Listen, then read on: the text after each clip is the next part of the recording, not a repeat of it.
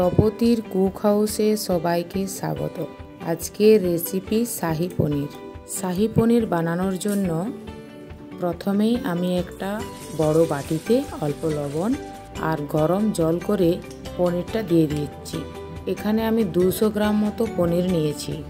গরম জলে পনিরটাকে 5 মিনিট ভিজিয়ে রাখছি, তাহলে পনিরটা অনেক নরম হয়ে যাবে। এরপর 4টে পেঁয়াজ নিয়েছি, পেঁয়াজগুলো এভাবে একটু একটু কেটে নিচ্ছি। 2টো টমেটো এভাবে গোড়াগুলো ফেলে দিচ্ছি।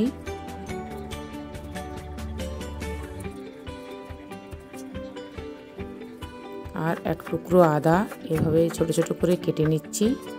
কাঁচা লঙ্কা 4টে, রসুন। এরপর কুকারের মধ্যে আমি ঘি ব্যবহার করেছি, আপনারা চাইলে রিফাইন অয়েল ব্যবহার করতে পারেন। পেঁয়াজগুলো দিয়ে দিলাম। পেঁয়াজগুলো ভালোভাবে নেড়ে চেড়ে ভেজে নিচ্ছি।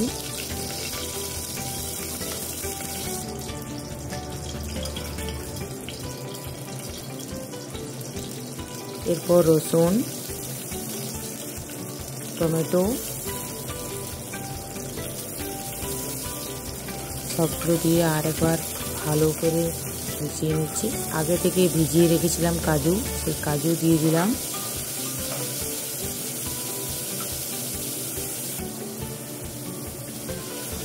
অল্প জল, খুব বেশি জল দেওয়া যাবে না, 2টো সিটি দিলেই হবে।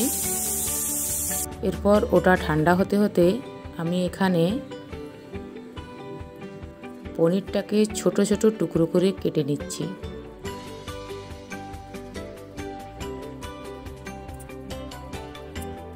পনির কাটা হয়ে গেছে। আর এদিকে একটা বাটিতে 100 গ্রাম মতো দই, শাহী পনির মশলা, এখানে চাইলে আপনারা বাটার পনির মশলাও নিতে পারেন, আর কিছুটা ফ্রেশ ক্রিম দিয়ে একটা পেস্ট বানিয়ে রাখছি।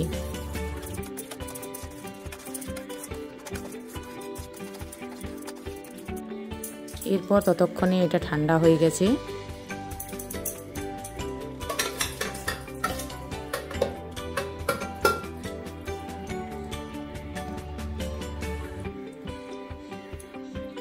টমেটোর যে চোপাগুলো সেগুলো ফেলে দিচ্ছি।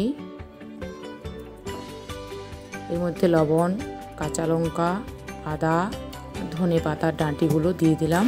ভালোভাবে পেস্ট করে নিলাম এরকমভাবে।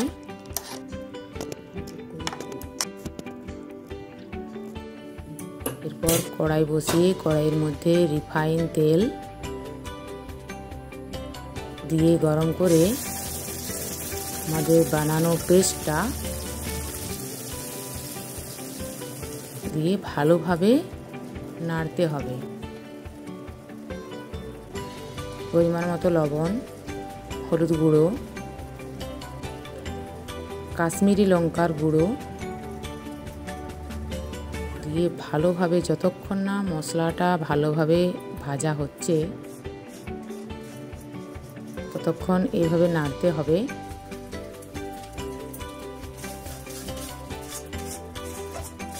তারপর বাটিতে যে পেস্টটা বানিয়ে রেখেছিলাম সেইটা দিয়ে দিচ্ছি।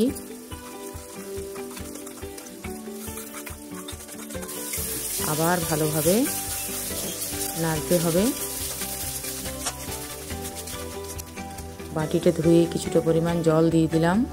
এরপর স্বাদ মতো চিনি দিয়ে ভালোভাবে আবার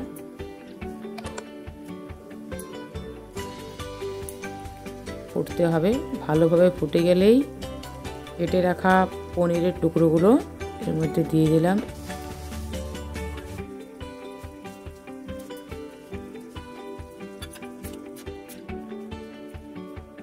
এরপর কিছুক্ষণ 5 মিনিটের মতো ফোটার পর ধনে পাতা দিচ্ছি।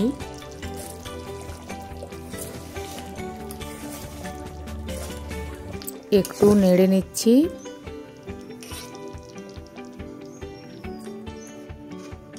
এরপর পরিবেশনের জন্য তৈরি। ভিডিওটি ভালো লাগলে লাইক, কমেন্ট, শেয়ার করবেন। আমার চ্যানেলে যারা নতুন তাদের চ্যানেলটিকে সাবস্ক্রাইব করার অনুরোধ রইল।